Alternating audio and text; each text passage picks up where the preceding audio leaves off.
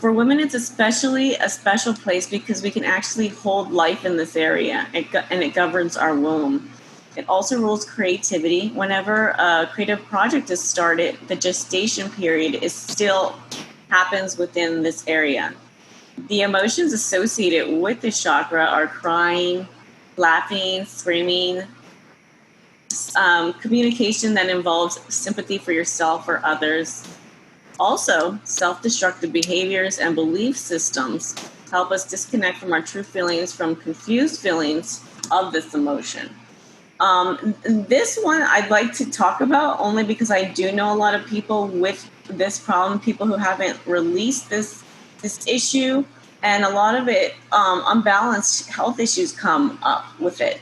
And not only from just feeling depressed, from feeling anger that's not released psychologically, but it can literally eat at your health and create colitis, kidney problems, fertility issues, ovarian cancer disorders, from it never being fully reconciled. And so it's basically like all the unexpressed emotions that are not tended to literally can eat you up in this way.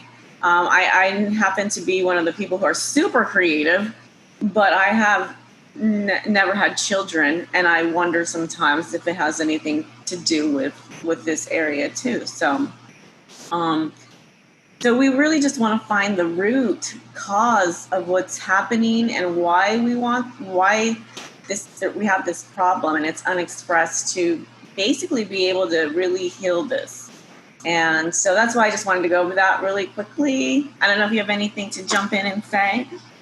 And I think too that idea of like grounding into the sense of self and feeling like it's okay to express, it's okay to be here. Like for me, the mantra or the word or the belief system of someone who got that balance of the sacral, the roots, is to be able to say, I have a right to be here. I have a right to own who I am, regardless of how it comes out. I'm not saying it's okay to be malicious, but just being like, it's okay to be me, no matter those ebbs and flows in life.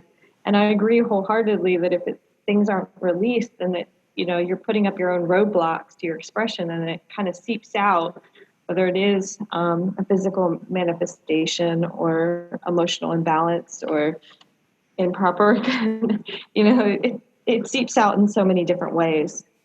Yeah. And I feel like it has a real connection too with being deserving, having self-esteem, and also it's the chakra of when you get turned down by the person that you liked when you were a kid. People not loving you back the way that you want them to. So I don't know if you want to go back and think about like the first person that you ever really cared about, and remember how that felt to you, if you harbor any resentment still from it, or you might have a list of them. And usually that's what happens, is when one thing happens to you, especially as a child, you tend to start thinking, oh, this is just what I get. Like, this is normal for me. And then you don't expect these people that should, you want them to like you, but you think that they won't. So then you're coming from this place of not feeling deserving enough to even get that.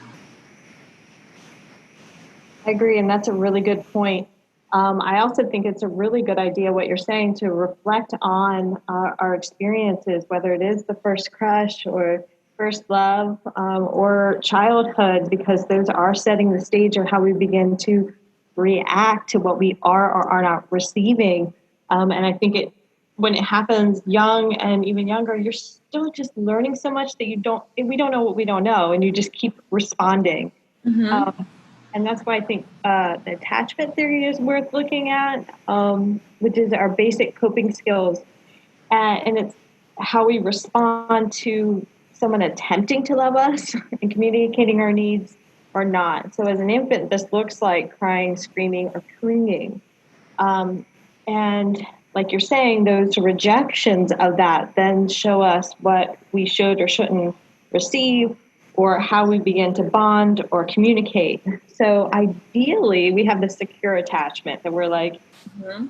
we can flow with someone else. We can flow with the communication. We can flow with, we don't have to hold so tightly. And to me, this also mirrors what Brene Brown talks about is like wholehearted living as opposed to shame based, I'm not good enough living.